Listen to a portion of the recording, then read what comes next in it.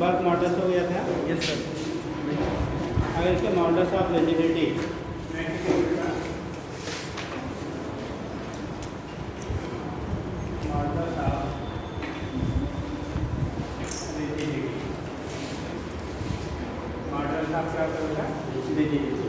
क्या होता है, ठीक, किसी को आइडिया मॉडल्स ऑफ रिजिडिटी क्या होता है?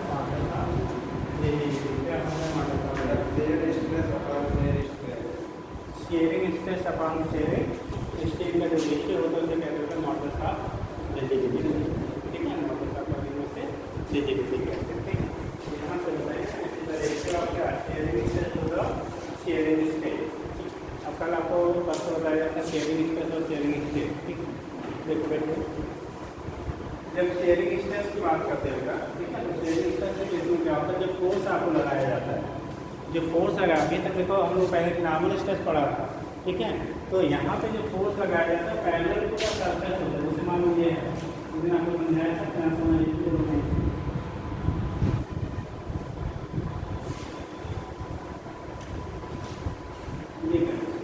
अगर फोर्स हम इसके पहले एक फेस को हम लोग क्या कर लेते हैं, एक फिक्स कर दिया जाता है, इसमें एक फेस को हम लोग क्या करते हैं, एक सरफेस को फिक्स कर देते हैं और उसके अपोजिट फेस में हम लोग क्या पैरेलल फोर्स अप्लाई किया जाता है इस फेस के। इसकी वजह से यहाँ पे क्या होती है, डिफॉर्मेशन हो जाता था बॉडी का, जो क्या होता था तो यहाँ पे शिफ्ट हो जाता था अपन लेयर। ठीक, ये जो शिफ्टिंग आपकी होती है इस वजह से जो आपको डेवलप होता था,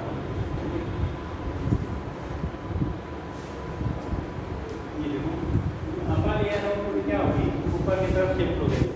तो ये जो एंगुलर शिफ्ट हो रहा है इसी को हम लोग क्या थीटा कहते हैं। यहाँ पे आपकी शिफ्टिंग डेल्टा एक्स की है और काम हम लोगों ने ये लिया था ना, ये लिया था कि एक्स लिया था, ये लिया था। तो यहाँ पे अगर ये एरिया जो है, ये जो सरफेस एरिया जिसमें फोर्स अप्लाई की वजह से हमने ए लिया, तो यहाँ पे हम लोग कहते हैं शेयर स्ट्रेस जो होगा या शेयरिंग स्ट्रेस होगा या पान क्या ए, वहाँ पे बाकी केसेस में हम लोग परपेंडिकुलर टू द सरफेस करते थे, यहाँ पे पैरेलल टू द क्या लेते हैं, सरफेस लेते हैं। बस यही अंतर होता है। शेयरिंग स्ट्रेस में क्या होता है कि यहाँ पे जो जिस स्पेस का हमें शिफ्ट करना होता है उसके पैरेलल फोर्स लगाया जाता है। चलो नहीं तो उनके लिए प्रॉब्लम है, यहाँ पे जो शेयरिंग स्ट्रेस होगा आपका या शेयर स्ट्रेस हम लोग कह रहे हैं, इसकी वैल्यू आएगी तो फार्मूला वही रहेगा, देखो भाई ये, बट यहाँ पे क्या फोर्स जो है वो पैरेलल टू द सरफेस होता है। ठीक, बाकी केसेस में जब लॉन्गिट्यूडनल की हम लोग बात किया था तो वहाँ पे फोर्स जो होता था परपेंडिकुलर टू द सरफेस लेते थे। ठीक है, तो ये हो गया आपका स्ट्रेस, शेयर स्ट्रेस हो गया F/A और शेयर स्ट्रेन हम लोगों ने बात किया था, शेयर स्ट्रेन इसकी वैल्यू डेल्टा या सपान क्या लेते थे, इसके बराबर ये हम लोग थीटा से दिखा लेते हैं, जैसे दिखा लेते छोटा थीटा से दिखा लेते हैं। तो यहाँ से जब लिखेंगे हम लोग मॉडल्स ऑफ रिजिडिटी, तो उस केस में आपका कहते हैं ratio of shear stress to the shear strain. तो शेयर स्ट्रेस तो वही हो गया, आपका काम नहीं हो गया, और शेयर स्ट्रेस थीटा लिख देते हैं, डेल्टा के समान क्या ले लेंगे ये ले लेंगे। ठीक है, तो इसकी रेशियो को हम लोग क्या देते हैं क्या, मॉडल्स ऑफ रिजिडिटी। तो रेडी कर लीजिएगा, मॉडल्स ऑफ रिजिडिटी क्या लिखेंगे, मॉडल्स ऑफ रिजिडिटी।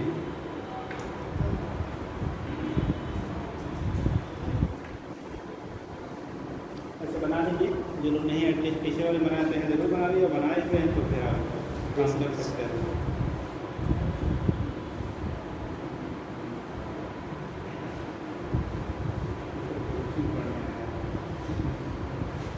बहुत सारे आते रहते हैं, हाँ बिल्कुल जो आ जाता है वो भी जाकर बनाएंगे।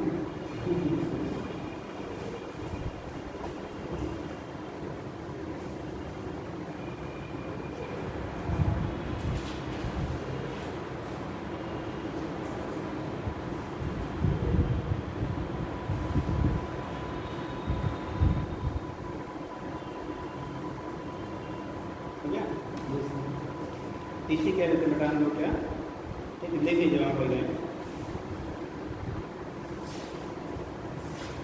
विद इन द डिफाइन करो बेटा, with in the proportionality limit या प्रोपोर्शनैलिटी लिख लो, प्रोपोर्शनैलिटी मतलब with in the proportionality limit या लिमिट ऑफ प्रोपोर्शनैलिटी दोनों बोला जाता है। With in the proportionality limit,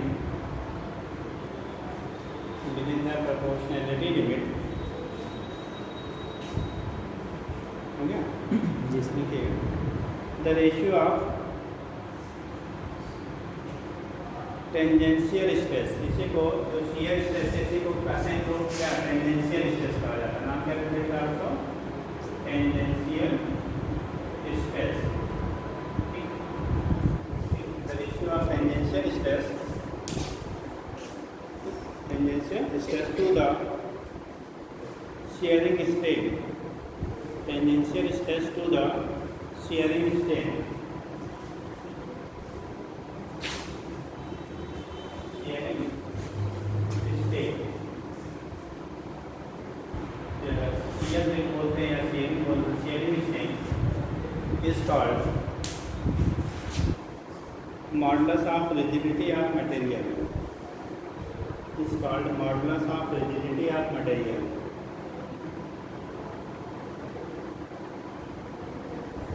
of rigidity of material. इसी को बेटा हम लोग कहते हैं मॉडल्स ऑफ क्या, रिजिडिटी ऑफ मटेरियल कहते हैं। ठीक, अब यहाँ पे क्या लिखेंगे, मॉडल्स ऑफ रिजिडिटी होगा, मॉडल्स ऑफ रिजिडिटी ईटा से कनेक्ट करते हैं। ईटा इक्वल टू होगा टेंजेंशियल स्ट्रेस या शियर स्ट्रेस कह लेते हैं, tangential stress upon shearing strain, upon shearing strain। ठीक है, टेंजेंशियल स्ट्रेस अपॉन क्या हो गया, shearing strain हो गया। ठीक, इस केस में क्या होगा, टेंजेंशियल स्ट्रेस हम लोग लिखना बेटा F upon A upon shearing strain delta x by L, और ये डेल्टा x बाई L की वैल्यू क्या दिया, थीटा या फाई ये भी आप ले लो। ठीक है, तो ये होते हैं theta equal to F upon, ये नीचे आ जाएगा A into delta x by L, और इसके जब हम लोग थीटा लिखेंगे तो थीटा इक्वल टू आकर के लिख दीजिएगा F upon A theta, theta से निकालो पाई से निकालो जिससे भी निकालेंगे। तो यहाँ पे ईटा जो होता है इसी को मॉडल्स ऑफ रिजिडिटी कहते हैं। क्या कहेंगे, मॉडल्स ऑफ बेटा रिजिडिटी, हिंदी में दृढ़ता गुणांक कहते हैं। जो लोग हिंदी से पढ़े होंगे उनको अगर पढ़ाया गया होगा तो उसी को हम लोग दृढ़ता गुणांक कह लेते हैं। ठीक है, नोट कर लीजिए।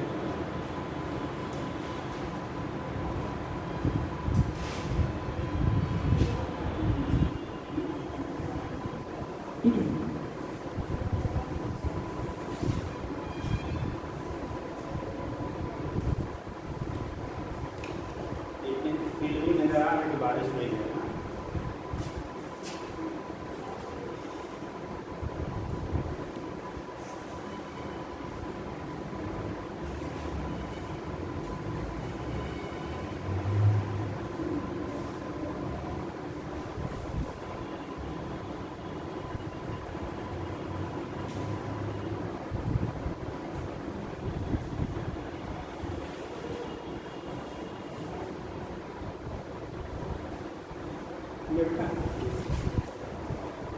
केस आपका होता है, यहाँ से हम दिखा देते हैं।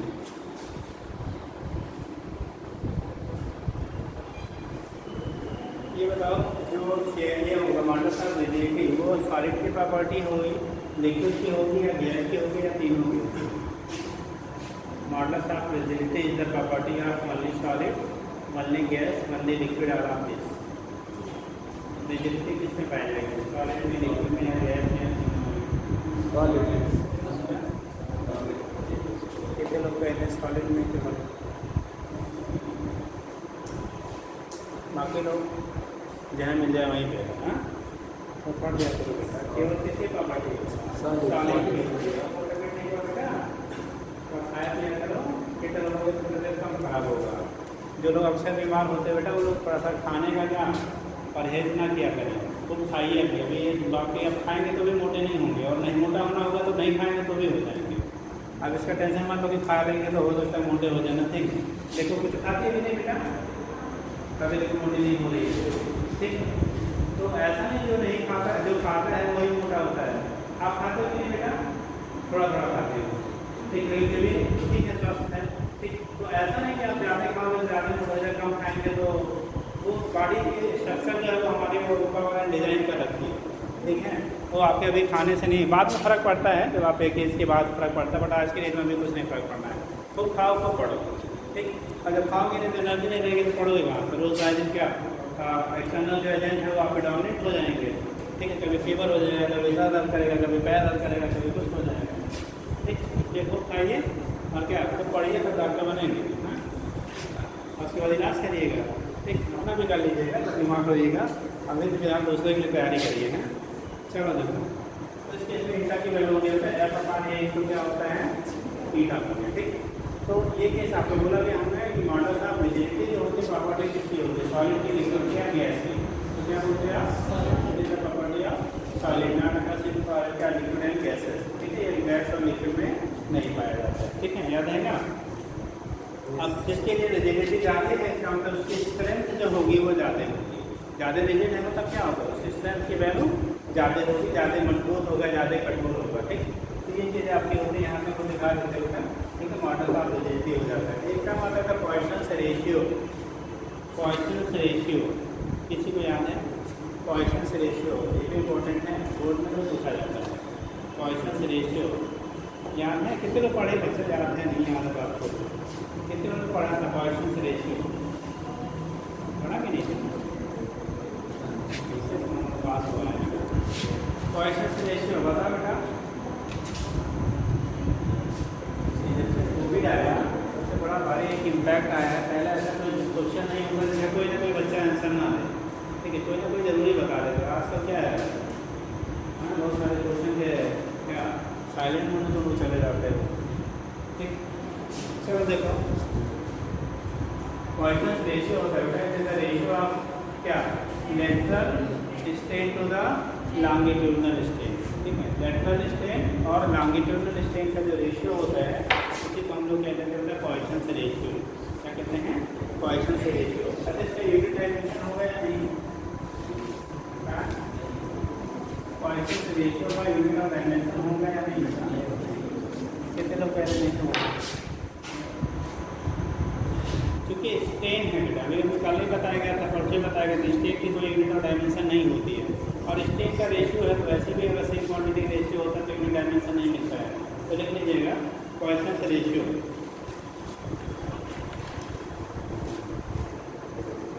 देखो पहले समझ लीजिए, जैसे बेटा कोई रॉड है, जैसे कि हमको ये रॉड की फिल किया जाता है, ये कोई रॉड है, एक को हमने फिल कर दिया, इसकी लेंथ एल है, एरिया का सेक्शन ए।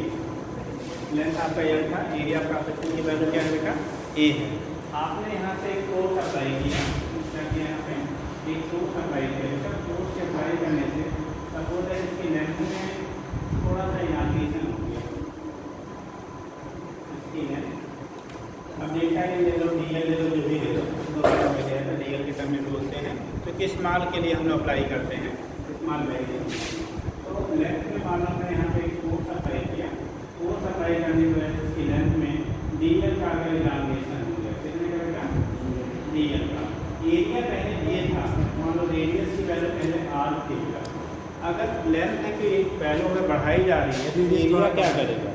रेडियस तो कम है, रेडियस की वैल्यू क्या होगी? घटेगी। कैट के लिए रेडियस घटेगा। ठीक है, वो बात अलग है कि हम लोग मान लेते थे जब लेफ्ट क्या स्ट्रेन लिया था, ठीक, तो लॉन्गिट्यूडनल स्ट्रेन में डेल्टा एल बाई एल का लेते थे, एरिया वहाँ एल बाई ए कांस्टेंट मानते थे।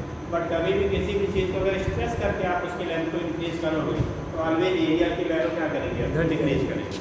अगर लेंथ में इंक्रीजमेंट आप करें, जैसे ये रॉड है, पे मार्कर है, अगर हम इसको बेटा खींच के बढ़ाएं, आप जब पढ़ेंगे करंट इलेक्ट्रिसिटी तो वहाँ रेजिस्टेंसेस के केस पे खूब क्वेश्चन बनता है बेटा। ठीक, तो उस केस में क्या करेंगे? अगर आप इसको स्ट्रेस करेंगे, स्ट्रेस कर रहे हैं, ध्यान क्या, एक होता है सिमिलर आइडल में आके इसमें ऐड कर दो, उसके बाद लेंथ बढ़ा लो, तब तो इसके एरिया कोई चेंज नहीं होगा। लेकिन अगर इसको स्ट्रेस करके हम इसकी लेंथ को बढ़ा रहे हैं, अगर इसको खींच के इसकी लंबाई को बढ़ा दें बेटा, तो एरिया क्या करेगा? घटेगा, रिड्यूस होगा। एरिया घटने का मतलब इसकी रेडियस की वैल्यू क्या करेगी? कम होगी, डिक्रीज करेगी। ठीक, थोड़ा सा यहाँ पता है क्योंकि बहुत मान लो इसकी रेडियस पहले आर था बेटा, इसका रेडियस पहले कितना दिया? आर। अभी तो रेडियस बच रहा है, अब इस आर से छोटा आर माइनस कितना हो गया? D R. आर से घट के थोड़ा सा डी आर आपका वहाँ पे थोड़ा सा घट गया, क्योंकि इसकी लेंथ में डी एल की क्या हुई? इंक्रीज। लेंथ जो है वो इंक्रीज किया तो रेडियस हमेशा क्या होगा बेटा? डिक्रीज करेगा। डिक्रीजमेंट माना हमने कितना ले लिया? डी आर का ले लिया। डिक्रीजमेंट आपका होगा कितने का होगा? आपका डी आर का होगा। तो यहाँ पे जब लिखेंगे हम लोग पॉइसन्स रेशियो जो आप लिखते हैं, तो पॉइसन्स रेशियो क्या स्ट्रेन अपॉन लॉन्गिट्यूडिनल स्ट्रेन। जो पॉइसन रेशियो होता है पॉइसन रेशियो होता है बेटा, इसकी वैल्यू होती है पॉइसन रेशियो की वैल्यू होती है lateral strain upon longitudinal strain. Lateral strain upon longitudinal strain का रेशियो होता है तो पॉइसन रेशियो पॉइसन रेशियो कहा जाता है। ठीक है, तो ये कंडीशन आपका होगा Poisson ratio it is the ratio of lateral strain to the longitudinal strain for a कैसे के लिए रॉड शेप ऑफ रॉड। ठीक है, तो लिख लीजिए पहले, तो उसके बाद बना लीजिए, तो लिखा दें।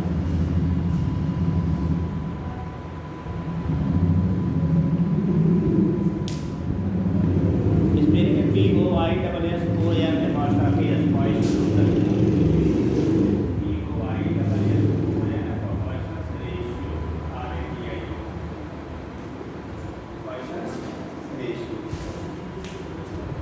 लिखिएगा, बोले के बाद ऐसे ऐसे करो। वैन लॉन्ग बार मतलब रॉड ले लो, चाहे जो भी ले लो, लॉन्ग बार BAR, बार का मतलब रॉड भी हो सकते हैं, इस शेप का भी कोई बॉडी हो सकती है, कुछ भी है। Long bar is stretched by, when a long bar is stretched by a force, long bar is stretched by a force along its length, by a force along its length. When a long bar is stretched by a force along its length, then length increases and the radius decreases. Length increases and the radius decreases.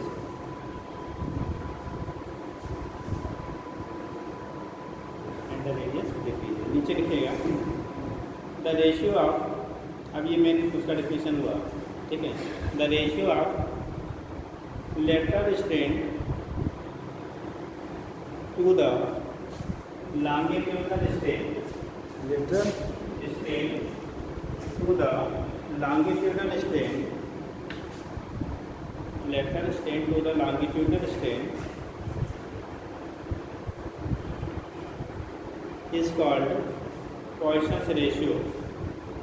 Lateral strain to the longitudinal strain is called Poisson's ratio.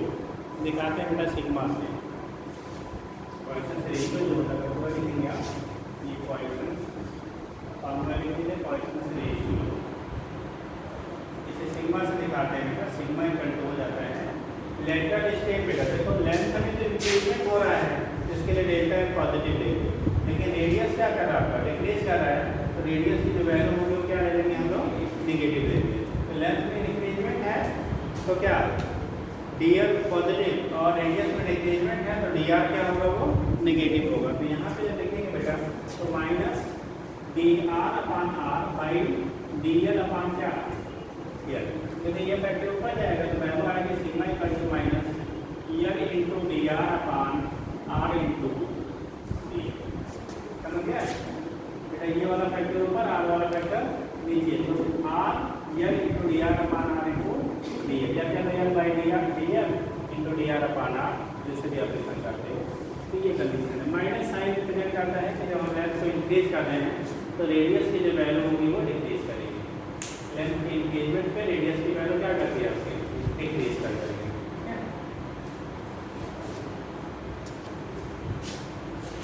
ठीक है, देखिए आपसे जल्दी करिए।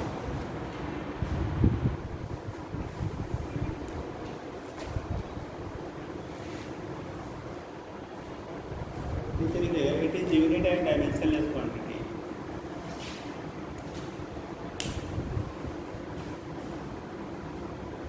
Unit and dimensionless quantity.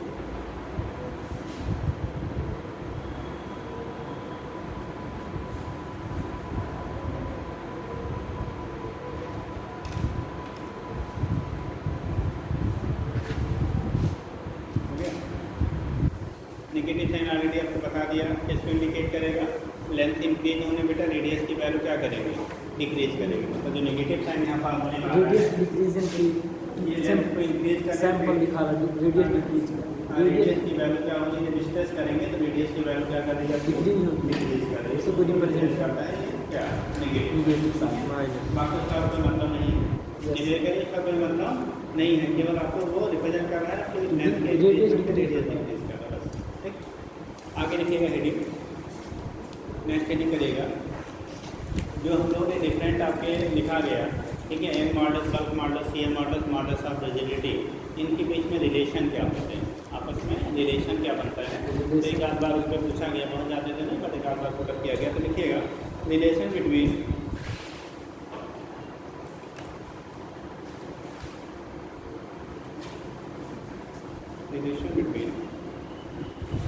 Volumetric strain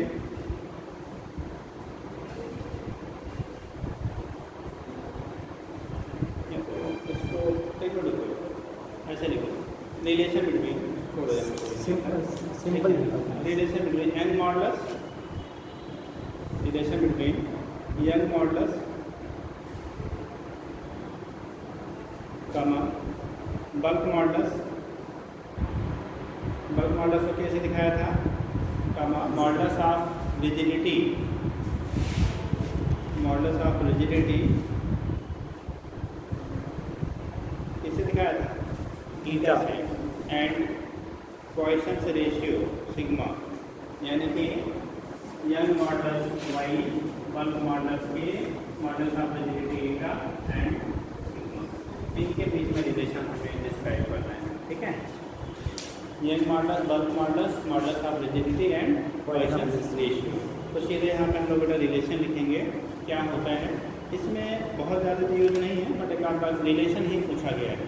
ठीक है, या तो रिलेशन बन सकता है, या तो अगर बहुत बनाएंगे तो दो का डाटा दे देंगे जिसमें रिलेशन, उसमें तीसरा नॉन क्वांटिटी क्या कर लेंगे, यूज कर लेंगे, फाइन करने के लिए। बट पूछा नहीं गया अभी तक, केवल रिलेशन आपको पूछा गया है, उनके बीच में क्या रिलेशन होगा, रिलेशन साफ हम बोल दे रहे हैं, रिलेशन साफ नोट कर लीजिएगा। ठीक, तो लिखिएगा पहला लिखिएगा y इक्वल टू, अब y या गामा जो भी कॉन्सेट करते हैं मॉडल्स को, y equal to 3k bracket में 1 माइनस 2 सिग्मा, पहला है y equal to 3k bracket में 1 माइनस 2 इंटू सिग्मा, यानी कि n मॉडल्स की value 3 times of bulk modulus into 1 minus 2 into Poisson's ratio. पहला रिलेशन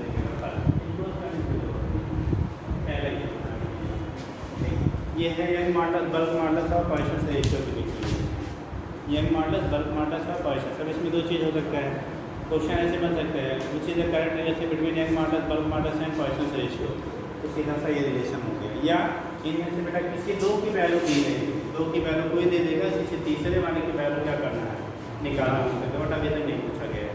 ठीक, इन फ्यूचर कुछ भी पूछा जा सकता है, क्योंकि जो बचा रहता है वही फिर कभी न कभी आ जाता है। ठीक है, या कुछ नया डिजाइन हो जाता है। ठीक, तो ये डिजाइन के फार्मूले पहले से हैं, बट अभी पूछे नहीं गए हैं। ठीक, दूसरा लिखेगा, दूसरा अगर हम यंग मॉडल्स और बेटा मॉडल्स ऑफ रिजिडिटी और सिग्मा के बीच रिलेशन निकालते हैं, तो लिखिए y equal to 2 eta, 2 into eta bracket में 1 plus sigma, y equal to 2 eta bracket में 1 प्लस सिग्मा। ठीक, ये हो गया Young modulus, modulus of rigidity और पॉइसन्स रेशियो। ये दो रिलेशन इन तीनों को रिलेट कर दिया। आगे फिर आप इतना लिखेंगे, हो गया। Yes sir. अगर आपको Young modulus, bulk modulus, CM model, modulus of Poisson's ratio निकालना है तो ऊपर वाला, Young modulus, modulus of rigidity और पॉइसन्स रेशियो निकालना है तो नीचे वाला। आगे लिखेगा इन्हीं के बेस पे अगर हम कोई सिग्मा या क्या ये मॉडल्स को एलिमिनेट करके किसी एक टर्म में आप दो के टर्म में निकालते हैं, तो लिखिएगा और लिखिए y equal to 9k into eta, y equal to 9k into eta upon 3k plus eta, 3k plus eta 9k into eta upon 3k plus eta y equal to 9k into eta upon कितना 3k plus ईटा ये 9 है 9k into eta upon 3k plus ईटा। ये relation किसके बीच हो गया young modulus bulk modulus modulus of rigidity. ये young modulus bulk modulus यहाँ पे मॉडुलस पॉइसन रेशियो था या Young modulus bulk modulus modulus of rigidity तीनों मॉडुलस ऑफ क्या इलास्टिसिटी के बीच रिलेशन हो गया। ठीक दूसरा कर लीजिएगा एक और कर लीजिए आ करके लिखिएगा अब पॉइसन रेशियो के बीच में निकाल लो पॉइस लिखिएगा सिग्मा इक्वल टू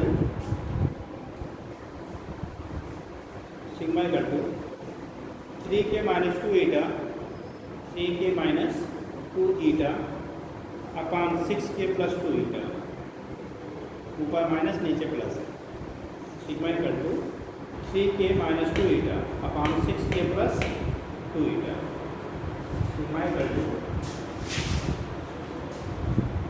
3k ऊपर क्या लिखा गया minus 2 eta upon 6k plus 2 eta ऊपर माइनस नीचे ऐसे याद करने का तरीका क्या होता है हर चीज़ रटी नहीं जा सकती। ठीक देखो रिलेशन जब हमारा बनता है तो हमारे बीच में दो देखो पहला दो रिलेशन ऐसा है Young modulus bulk modulus modulus of rigidity. ठीक Young modulus bulk modulus modulus of sorry क्या पॉइसन रेशियो। ठीक ये है Young modulus modulus of rigidity और पॉइसन रेशियो। तो यहाँ पे जो ऐसे रिलेशन है जो Young modulus bulk modulus modulus of क्या है क्या पॉइसन रेशियो में या Young modulus modulus of rigidity और पॉइसन रेशियो में। ठीक इस तरह रिलेशन जो आपका आ रहा है वो यंग मॉडुलस बल्क मॉडुलस और मॉडुलस ऑफ रिजिडिटी में है। तो ये तीनों ये रिलेशन जो है वो तीनों ही मॉडुलस ऑफ इलास्टिसिटी के बीच हुआ। ये रिलेशन है दो मॉडुलस ऑफ इलास्टिसिटी और एक पॉइसन रेशियो। और ये रिलेशन आपको जब भी बना देखो Poisson ratio young modulus modulus of rigidity के बीच में बना है। ठीक है तो कंडीशन आपका होता है यहाँ पे माइनस 2 ईटा है यहाँ पे प्लस 2 ईटा है। तो जब ऑप्शन आएगा तो दो चार बार आप देखे रहेंगे तो ऑप्शन आएगा तो आप टिक कर लेते हैं। ठीक लेकिन अगर आपको क्या ठीक है वैसे है तो लर्न करना तो थोड़ा सा देना होगा क्योंकि यहाँ पे कहाँ प्लस कहाँ माइनस है तो वो कंडीशन थोड़ी सी आप दो चार बार देख लेंगे तो चीज़ें आपको रिलेट हो जाएंगी। ठीक है ये तो कंडीशन हमारा हो गया। डिफरेंट टाइप ऑफ हमारे क्या होता है जो मॉडुलस ऑफ इलास्टिसिटी है पॉइसन रेशियो के बीच में कैसे रिलेट करते हैं। तो फार्मूला कल याद करके आइएगा काफ़ी बंद करा के पूछा जाएगा। ठीक है तो ये चीज़ें इसके पीछे कुछ और जुगाड़ नहीं आपको याद करना है। याद करने के तरीके या दो चार बार उसको लिख लीजिए देख लीजिए या उसके बेस पे क्वेश्चन आप कर लीजिए तो याद हो जाता है। ठीक और जो चीज़ें ना याद होती तो दो चीज़ें उसे बताओ उस चीज़ों को बहुत आसानी से याद हो जाती है।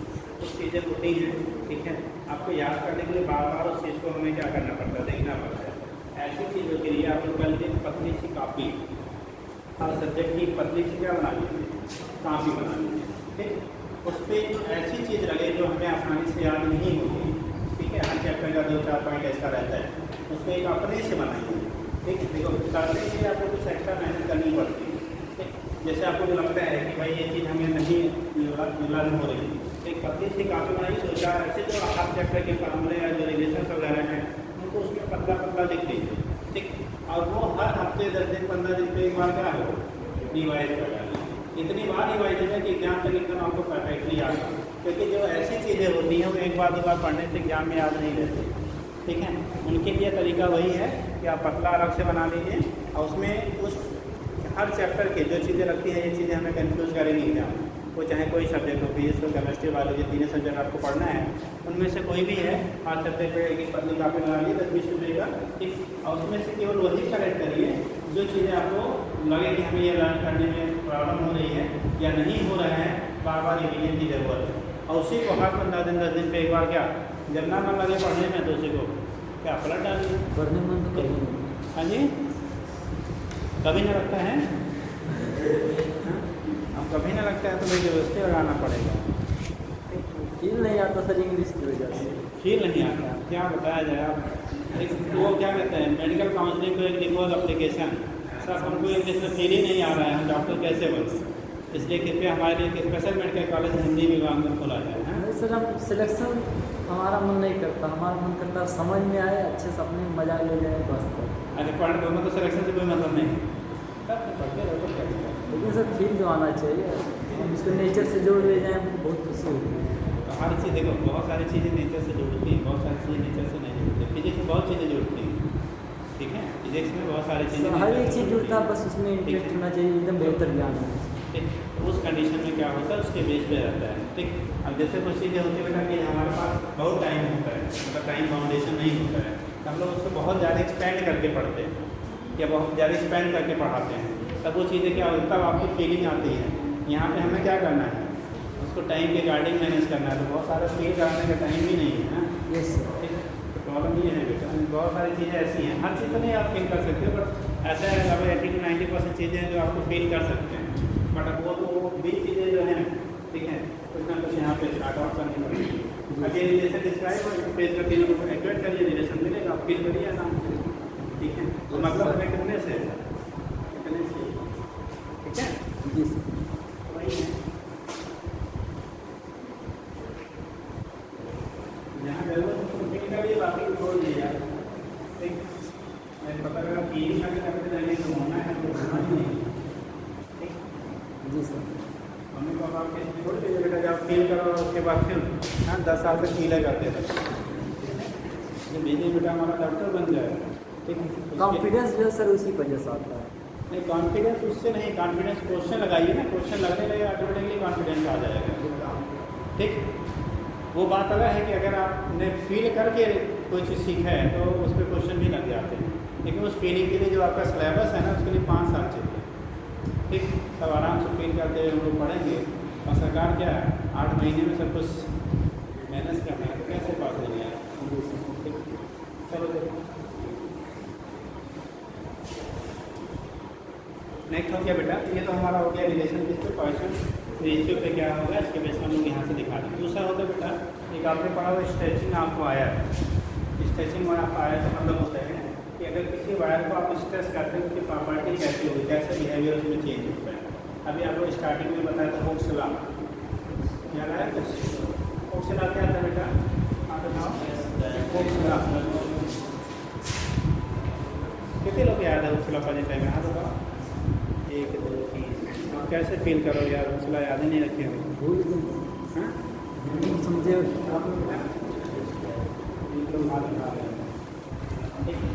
तो हुक्स लॉ हमने पढ़ा था। ठीक है, अंडर इलास्टिक लिमिट, ठीक है, stress is directly proportional to strain.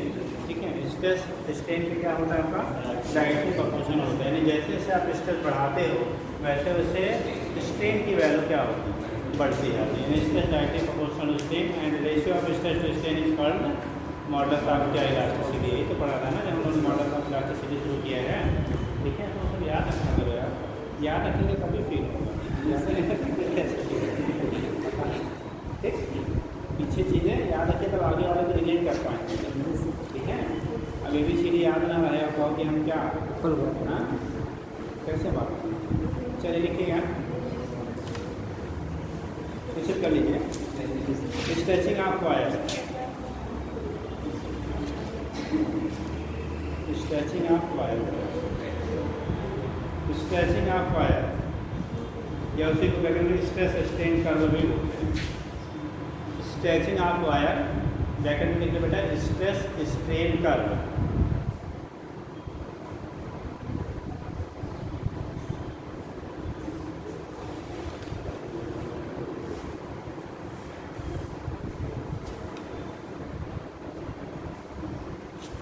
हो गया। अगर किसी वायर को बेटा आप स्ट्रेच करते हैं, स्ट्रेच का मतलब आप खींचना शुरू करते हैं। जब खींचते हैं तो पहले जैसे जैसे आप फोर्स बढ़ाते हैं वैसे वैसे उसकी लेंथ में इलांगेशन प्रोपोर्शनलिटी में होता है। मतलब जैसे जैसे आप बढ़ाओगे वैसे वैसे क्या होगा आपका बढ़ता रहता है। लेकिन एक लिमिट के बाद बेटा ठीक है उसमें इरेगुलर इलांगेशन होता है। ठीक, तो जब तक हम लोग जैसे यहाँ पे मान लो कोई वायर है, वायर की स्टडी हम लोग कर रहे हैं स्ट्रेस स्ट्रेन का है। ठीक, तो उसके इसमें क्या होगा कि वायर को आप क्या कर रहे हैं स्ट्रेस कर रहे हैं, यानी फोर्स अप्लाई कर रहे हैं। तब फोर्स जब अप्लाई करते हैं तो पहले जो ग्राफ होता है ना जैसे जैसे मान लो हमारा स्ट्रेस है आपका क्या होगा जैसे जैसे स्ट्रेस की वैल्यू बढ़ा रहे हैं वैसे वैसे देखो स्ट्रेन की वैल्यू भी क्या करेगा इंक्रीज कर दी है, लेकिन एक लिमिट तक ही इंक्रीज करके उसके प्रोपोर्शनलिटी में बेटा उसके बाद फिर से यहाँ पे वेरिएशन शो करने लगता है। क्या शो करने लगता है? वेरिएशन शो करने। वेरिएशन क्या शो करता है? इसके बाद जब हम स्ट्रेस की वैल्यू और बढ़ाते हैं तो यहाँ पे इंक्रीजमेंट होता है। क्या होता है? इंक्रीजमेंट होता है और उसके बाद फिर वैल्यू थोड़ी सी हमारी एक उसमें इलांगेशन स्टार्ट होता है। ठीक, फिर आप इंक्रीज करोगे, थोड़ा सा इलांगेट होता है, उसके बाद फिर आप स्ट्रेस करोगे और ये फाइनली आके ब्रेक कर जाता है। फाइनली आके क्या करता है? ब्रेक कर जाता है। इस केस में जो होता है इसको हम लोग इलास्टिक, यहाँ पे क्या प्रोपोर्शनलिटी लिमिट कहते हैं, इसे प्रोपोर्शनलिटी लिमिट कहते हैं। स्ट्रेस डायरेक्टली प्रोपोर्शनल किससे होते हैं? जैसे मान लो O है, A है, B है, C है, D तक हम ले लेते हैं, ABCD। ठीक, ये अब तक ले लेते हैं। तो ये कंडीशन हमने बनाया। अभी रुक जाइएगा, अभी आप बताइएगा ना। ठीक, थोड़ा सा समझा कर हमें चेंज करना पड़ेगा। तो यहाँ से स्ट्रेस स्टेट O से A तक का जो रीजन है इसे हम लोग कहते हैं इलास्टिक रीजन। ठीक है, इलास्टिक रीजन में यहाँ पे क्या आपका क्वेश्चन से हम लोग बोला था क्या स्ट्रेस और स्टेट दोनों डायरेक्टली क्या होंगे? ठीक है, दैट मींस यहाँ पे प्रोपोर्शनलिटी यहाँ से O से लेकर A तक फॉलो हो रहा है। A से B तक भी हमारा क्या है? बढ़ रहा है, लेकिन थोड़ा सा रेशियो हमारा प्रोपोर्शनल में नहीं है, थोड़ा सा वैरी करता है। बट ये रीजन भी हमारा इलास्टिक रीजन में ही आता है। उसके बाद अगर स्ट्रेस बढ़ाते हैं तो एक आपका थोड़ा सा इंक्रीजमेंट होता है उसके वैल्यू में और फिर आगे हमें स्ट्रेस की वैल्यू बढ़ाते हैं। ठीक है, एक पॉइंट होता है जिसे हम लोग ब्रेकिंग तो क्या कहते हैं, मैक्सिमम स्ट्रेस कंडीशन क्या रहेगी। इस यहाँ से पहुँचने के बाद फिर वायर अपने आप खींचने लगता है। ठीक है, और खींचते खींचते जाके आपका एक पॉइंट पे क्या करेगा? वो ब्रेक कर जाएगा, इसी को ब्रेकिंग पॉइंट कहते हैं। ये हमारा प्लास्टिक रीजन कहलाता है। क्या कहलाएगा? प्लास्टिक रीजन कहलाएगा। और ये वाला हमारा इलास्टिक रीजन कहलाता है। इलास्टिक रीजन का मतलब होता है कि अगर आप डिफॉर्मिंग फोर्स को बेटा हटा देंगे, जैसे हमने डिफॉर्मिंग फोर्स अप्लाई किया तो यहाँ से यहाँ तक तो डिफॉर्मिंग फोर्स डायरेक्टली प्रोपोर्शनल है, बट A से B तक आपका प्रोपोर्शनलिटी थोड़ी सी डिस्टर्ब है। बट फिर भी अगर B पॉइंट पे हम लोग क्या डिफॉर्मिंग फोर्स को रिमूव कर देते हैं तो ये अपनी ओरिजिनल क्या पोजिशन को रिटेन करने की कैपेबिलिटी रखता है, बट 100% नहीं कर पाता है। यहाँ तक तो आप 100% कर देता है, लेकिन यहाँ तक जब पहुँच जाते हैं तो थोड़ा सा उसमें वेरिएशन आता है। ठीक है, लेकिन इसके बाद जब हम लोग बढ़ाना शुरू करते हैं, इस पॉइंट पे जब आते हैं तो ये मैक्सिमम स्ट्रेस की कंडीशन होती है और उसके बाद जो वायर होगा उसमें कंटिन्यूसली इलांगेशन आपका स्टार्ट हो जाता है। उसमें कंटिन्यूस क्या हो जाएगा? आपका इलांगेशन स्टार्ट हो जाएगा। और जब इलांगेशन स्टार्ट हो जाएगा तो उसके बाद जाके एक पॉइंट ऐसा मिलेगा जहाँ पे आपका वायर ऑटोमेटिकली क्या उससे कम फोर्स पे ही क्या करता है? टूट जाता है। उससे कम फोर्स पे ही ये ब्रेक कर जाते हैं। तो इसी को हम लोग कह देते हैं ब्रेकिंग पॉइंट। याद रखिएगा, ब्रेकिंग पॉइंट पे जो स्ट्रेस की वैल्यू आपकी होती है वो जो मैक्सिमम आपका यहाँ से स्ट्रेस अप्लाई किया था उससे भी कम होता है। ठीक, मैक्सिमम लोड जैसे आप इसको प्रैक्टिकली कर सकते हैं। एक प्लास्टिक की रबर आजकल आती है, बेल्ट आता है बांधने के लिए, सामान वामान जब हम लोग गाड़ी से रखते हैं आता है ना, 50 आता है। ठीक, आप उसको क्या करें? खींचिए, आप खींचिए, छोटा टुकड़ा काट के निकालिए, इसमें से खींचिए। ठीक है, तो खींचेंगे तो फिर छोड़ेंगे फिर अपनी पोजीशन पे आएगा। लेकिन अगर एक हुक से फिर दूसरे एक साइड हुक लगा होता है ना, हुक को फिक्स करिए, उसके बाद फिर खींचिए। लेकिन ध्यान रखिएगा छटका तो मुँह पे आएगा, तो उसको बच के करिएगा। अगर प्रैक्टिकल करना है तो नहीं पता दांत तो निकल गया, जमाने फिर आएगा नहीं दोबारा। अब तो आपके दांत दोबारा नहीं आने वाले हैं ना, तो जाएगी मेरे फिर गया। हाँ, परमानेंट वाले आ गए हैं। ठीक, तो उसके साथ दोबारा आएगा ना, ये सेफ्टी आपका काम है। ठीक, हेलमेट लगा के करिएगा। ठीक, हाँ, उस केस में क्या है कि आप खींचेंगे तो बेटा एक लेंथ तक आप खींचोगे, छोड़ोगे तो फिर अपनी पोजीशन पे आ जाता है। और खींचिए। ठीक, तो एक कंडीशन आएगी थोड़ा सा इलांगेशन तेज़ी से होगा और उसके बाद एक पीक वैल्यू सबसे मैक्सिमम जब फोर्स लगाने के बाद अगर उससे एक्सीड कर लिया आपने जो फोर्स या स्ट्रेस लगा रहे हैं उसके बाद एक को फैलने लगेगा। ठीक है, पुराना हो जाता है इसलिए देखो फैल जाता है। ठीक, फैलने लगेगा और फिर वो धीरे से अगर आपने फोर्स अभी लगाए हुए हैं तो क्या करता है? वो टूट जाता है। ठीक है, तो आप मेडिकल कर सकते हो। वही कंडीशन आपकी यहाँ पे है। यहाँ पर वायर की बात कर रहे हैं, वहाँ पे वो डबल के वायर है, आप मशीन ले लीजिए। ठीक है, तो वो चीज़ आपकी होती है। अब कंडीशन क्या होता है? पीक वैल्यू के बाद जितना ज़्यादा ये खींचता है, जितना ज़्यादा ये क्या होगा? खिंचता जाएगा। ये सब प्लास्टिक रीजन में आता है। हम लोग तो कहते हैं उसका प्लास्टिक रीजन उतना ज़्यादा होगा, जिसका प्लास्टिक रीजन जितना ज़्यादा होता है वो उतना मुश्किल से टूटता है, मतलब उतना ज़्यादा खींचने के बाद टूटेगा। और जिसका प्लास्टिक रीजन जितना कम होता है वो जल्दी टूटता है। जैसे आप हमने बात किया था आयरन का, जो लोहे के छड़ होते हैं, उसमें ये बोला गया था बेटा कि जो हार्ड वाले होते हैं जिनका कास्ट कम होता है, जो सॉफ्ट वाले होते हैं उनके कास्ट क्या होते हैं, ज़्यादा होते हैं। रीजन वही होता है, क्योंकि उनमें जो प्लास्टिक रीजन आपका आता है, जो इलास्टिक रीजन जहाँ खत्म होता है, प्लास्टिक रीजन जो होता है, तो इलास्टिक रीजन तो लार्ज है ही है, प्लस आपका जो बेटर क्वालिटी होती है तो प्लास्टिक रीजन भी लार्ज होता है, तो ये आसानी से टूटते नहीं है, फैल जाएंगे, खींचे जाएंगे, लेकिन टूटेंगे नहीं। और जब हम लोग बात कर लेते हैं इसका क्या होता है, ये प्लास्टिक रीजन कम होता है, तो मैक्सिमम स्ट्रेस तक जाने के बाद तुरंत इमीडिएटली क्या करेगा, टूट जाए। जैसे ग्लास होता है ना, ग्लास शीशा, ठीक है, शीशा का स्ट्रेस करता है क्या, ठीक है, जैसे आप उसको क्या करेंगे, उसके मैक्सिमम स्ट्रेस से खींचेंगे, वो क्या करता है, ब्रेक कर जाता है। आप इसको उस पर बैठ कर सकते हैं, ग्लास की जो चूड़ियाँ आती हैं, ठीक, तो चूड़ियों को क्या थोड़ा हीट कर दीजिए, क्या करिए, हीट करिए, थोड़ा सा वो एक्सपेंड करता है। मिक्स वाली जो चूड़ियाँ आती हैं, ठीक है, एक प्योर ग्लास होता है, एक मिक्स वाला होता है, मिक्स वाला थोड़ा सा एक्सपेंड करिए, तो पहले आप खींचेंगे तो थोड़ा सा आपको ज़्यादा लगाना पड़ता है, एक लिमिट के बाद ऑटोमेटिकली क्या होता है, वो खींचने लगता है। वो भी इसी का क्या है, एग्जाम्पल आपका होता है। वहाँ पर भी क्या होगा कि उसकी भी प्लास्टिक रीजन जिसकी ज़्यादा होगी, वहाँ पे वो ब्रेकिंग के चांसेस थोड़े से कम होंगे, जिनका प्लास्टिक रीजन कम होगा वहाँ ब्रेकिंग ईजिली हो जाता है, ठीक है।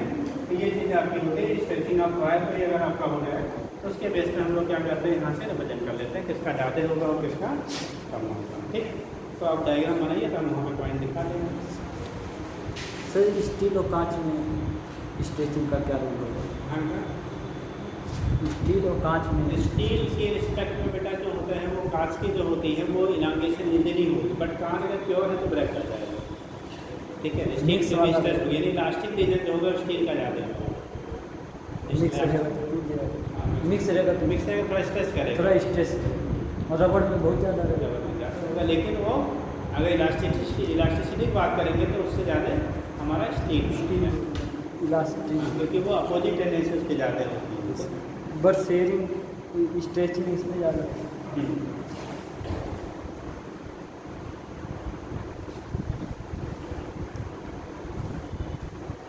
जो पॉइंट हम लोग यहाँ पे पी लेते बेटा उसे कोई इलास्टिक लिमिट कहते हैं, क्या कहते हैं उसे, इलास्टिक लिमिट कहते हैं। डी जहाँ ब्रेक हो रहा है, इसे इस पॉइंट को यहाँ से ले रहे हैं, इसे कोई इलास्टिक लिमिट कहते हैं, इलास्टिक लिमिट। और ये जो पॉइंट होता है इसी को ब्रेकिंग स्ट्रेंथ कहते हैं,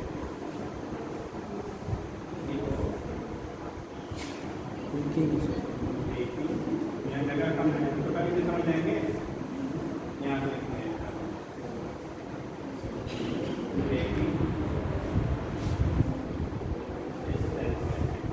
ब्रेकिंग क्या कहेंगे उसे, स्ट्रेंथ कहते हैं, ठीक। और जो पॉइंट पे आपका क्या ब्रेक आता है उसी को हम लोग क्या ब्रेकिंग पॉइंट कहते हैं। सर सी पर क्यों नहीं टूटा, डी पे जाकर क्यों टूटा, सी पर क्यों नहीं टूटा, डी पे जाकर क्यों टूटा? ये सी पे जो होता है ये यही प्लास्टिक रीजन को होता है, जितना ज़्यादा इसका प्लास्टिक रीजन होगा उतना ज़्यादा खींच के टूटेगा। इसका प्लास्टिक रीजन जितना 60 होगा, अगर 0 है तो यहीं पे आके क्या करेगा, वो ब्रेक कर जाएगा। ये उसके मटेरियल को डिसाइड करता है, मटेरियल कौन सा यूज़ किया आपने। अगर इसका प्लास्टिक रीजन कम होगा तो ब्रेकिंग पॉइंट पे जाके ही वो क्या करेगा, वहीं टूट जाएगा। तो जिसका प्लास्टिक रीजन ज़्यादा होगा वो उतना ज़्यादा खींचने के बाद टूटेगा। जैसे ग्लास हमने कहा, प्योर ग्लास होगा तो तुरंत टूट जाएगा, उसमें मिक्स प्लास्टिक है तो क्या करेगा, वो स्ट्रेच करेगा, ठीक। तो इसी को आपके पास कलर होगा तो कलर बनाना है। ये जो पॉइंट है ना, इसके इधर वाला जो पॉइंट होता है इसे हम लोग इलास्टिक रीजन कहते हैं। ये पूरा ये वाला जो रीजन है यहाँ से ये पूरा यहाँ से देखिए यहाँ तक इलास्टिक होता है, और ये वाला जो होता है उसे हम लोग, आप कलर दूसरा कलर होगा कलर से लिखिएगा।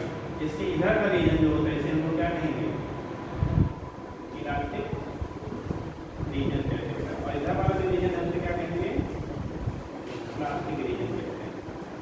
मतलब इधर जाने के बाद फिर वो अपनी पोजीशन पे वापस नहीं आएगा, ठीक है। अगर आप इससे ज़्यादा खींच लिए तो पॉइंट से ज़्यादा फिर इसको खींच गए, मान लो बी पॉइंट हमने लिया है, इससे ज़्यादा खींच दिया तो फिर से रिटर्न होकर अपनी ओरिजिनल पोजीशन पे वो नहीं आता है। इसका मतलब रबड़ कुछ सीमा तक खींचने के बाद दोबारा उस पोजीशन पर नहीं आ पाएगा। हाँ, अगर नहीं उससे इलास्टिक लिमिट को अपने क्रॉस कर गए, अगर सी से ज़्यादा हम लेकर चले, बी से ही ज़्यादा चल गए तो भी नहीं आएगा, वापस नहीं रहा। फिर अपने वो लूज हो जाते हैं। इसीलिए आप जो स्वेटर वगैरह पहनते हैं ठंडा के टाइम तो पहले क्या फिट होता है, बाद में धीरे धीरे क्या होता है, लूज हो जाता है, ठीक है। ठंडियों में सर खंभे पे जो तार बने रहते हैं वो तो आपका हीटिंग इफेक्ट होता है, हाँ जो रीजन है वो हीटिंग इफेक्ट होता है। बना दो जल्दी करिए।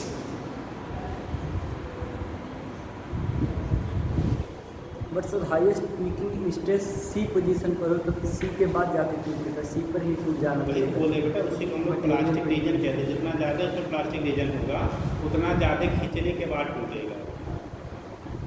जैसे एक पीक तक गए, पीक तक आपने मैक्सिमम फोर्स लगाया, उसके बाद ऑटोमेटिकली वो वायर जो भी होगा वो खींचना शुरू हो जाता है, फैलना शुरू हो जाता है। उनको कुछ इसके बाद बल नहीं हाँ, उससे कम बल लगाने पे भी वो क्या जाता है, खिंचता जाता है और फिर जाके वो टूट जाता है। ऑटोमेटिकली।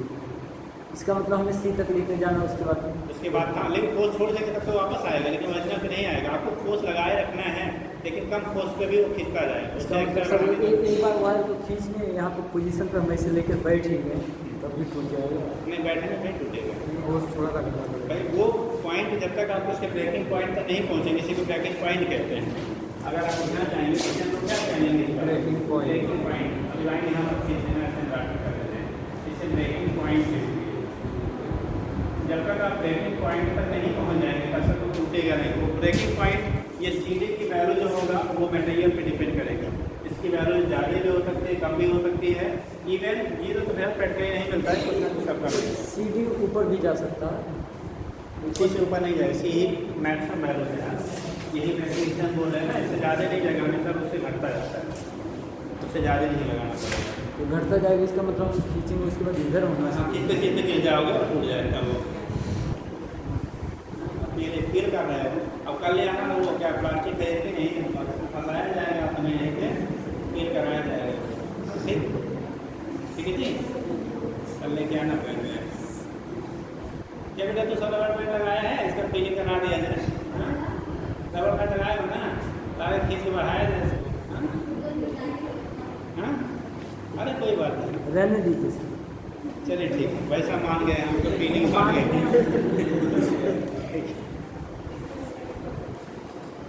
लिखिएगा,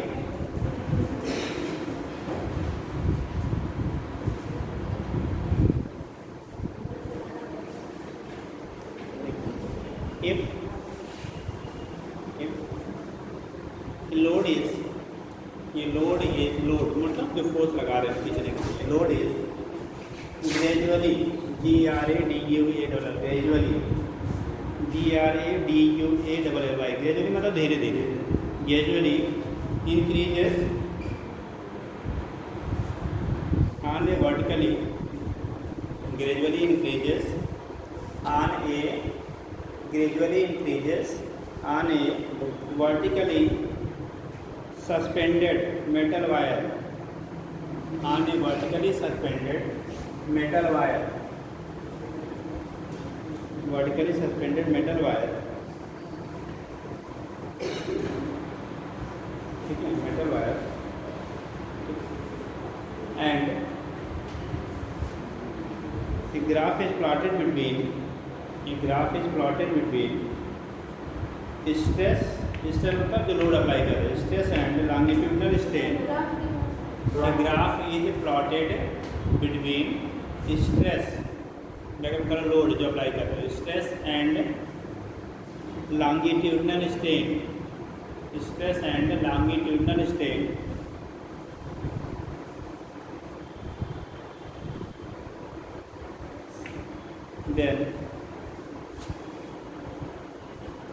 then following जो दिया गया है garbage obtained, then following garbage या गिवन कार्बेज ऑब्टेन्ड कर दो, given garbage obtained, given garbage obtained, ये कार्बेज जो है। अब यहाँ पे पॉइंट हमें लिखना है, हो गया यहाँ पर। कब बना लीजिए है, ग्राफ बन गया है ना, लिखिएगा between point O to A, देखिए between point O to A, O से A के बीच में, between point O to A, O to A क्या चीज़ शो करेगा बेटा? हाँ, O से A के बीच में क्या शो कर रहा है? Stress directly proportional to strain, Hooke's law, stress directly proportional strain, that is Hooke's law is Hooke's law is follow. Hooke's law is follow. Hooke's law is follow. दो से एक के बीच में क्या होगा? Hooke's law is follow. ठीक, लिखिएगा नेक्स्ट टाइम से। इसको या तो पॉइंट वाइज कर लो, पहला से पॉइंट और दूसरा point. If stress is state, if stress is again, stress मतलब load, if load is again increase, again increase, then if stress is again increase, लिखिएगा then wire is stretched more, strength wire is stretched more, wire is stretched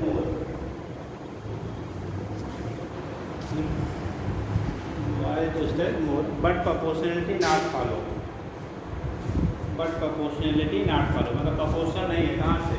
proportionality not follow between point A to B, A से B के बीच में, but proportionality not follow.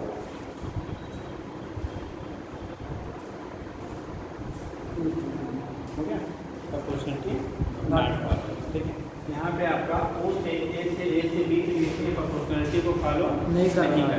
proportionality जो होगी वो आपके follow नहीं करेगी। O से A तक proportionality follow कर रहा था, लेकिन A से B तक के proportionality को follow नहीं करेगा। ठीक, आगे लिखिएगा नेक्स्ट एक्सरसाइज आपके। O से लेके B तक का जो रीजन है, ये पूरा हमारा बेटा इलास्टिक रीजन ही कहलाता है। क्या कहलाएगा? ठीक है, जो रीजन ये है यहाँ से यहाँ तक इलास्टिक, मतलब इसकी इलास्टिसिटी अभी लूज नहीं किया है, इलास्टिसिटी को अभी लूज नहीं किया। जैसे अगर इसको एक्सटर्नल फोर्स जो इससे सप्लाई करें, लोड हटा दें, तो फिर से ये क्या करेगा? ठीक है, अपनी पोजीशन को मेंटेन करने की टेंडेंसी रखेगा। ठीक है, तो नीचे लिखिएगा the reason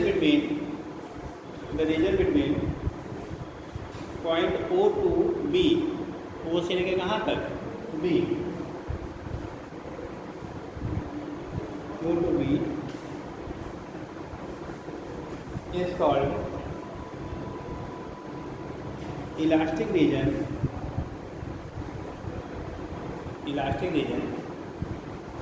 and point B is called elastic limit. Point B is called, B point जो है इलास्टिक लिमिट, इसी को हम लोग क्या कर देते हैं? Elastic limit.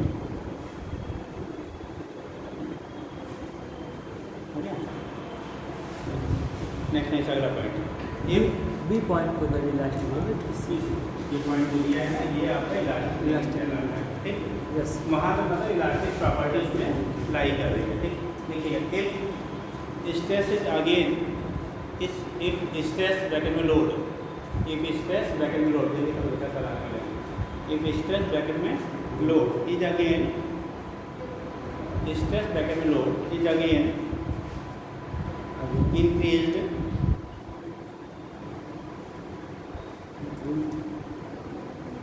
Again increase. ठीक, अब तो ये maximum value,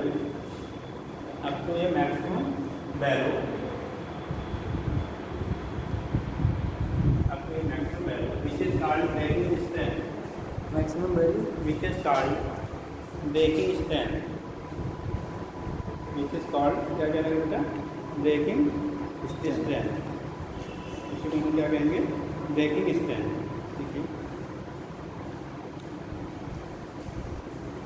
after this if load is removed या force is removed, after this if force is removed,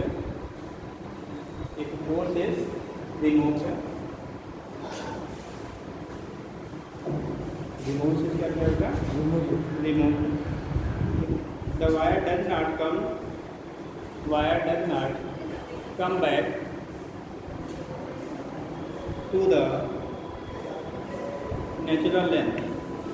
Wire does not come back to the natural length. तो वायर जो होता है अपने नेचुरल लेंथ पे दोबारा नहीं आता है।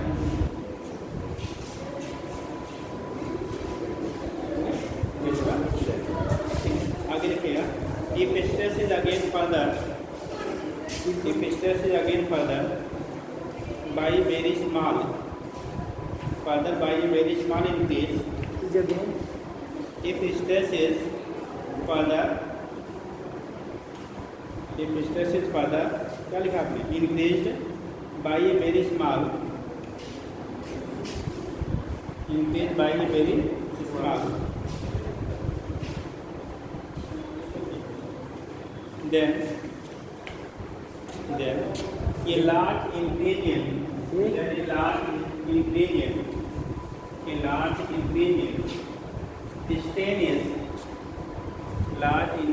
stainless occurs, and finally wire is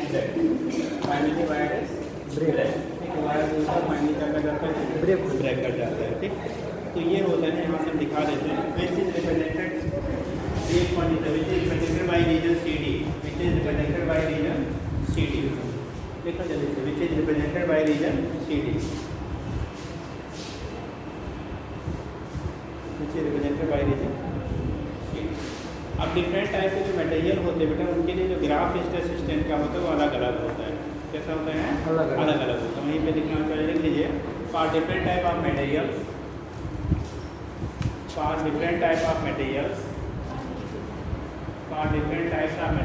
stress strain का one different, find different types for of different types of material stress strain का वन डिफरेंट। अलग अलग टाइप के मटेरियल के लिए ये आपका मटेरियल मतलब जिसका बना हुआ है। For different types of material stress strain का वन डिफरेंट, हो जाएगा। चलिए आपका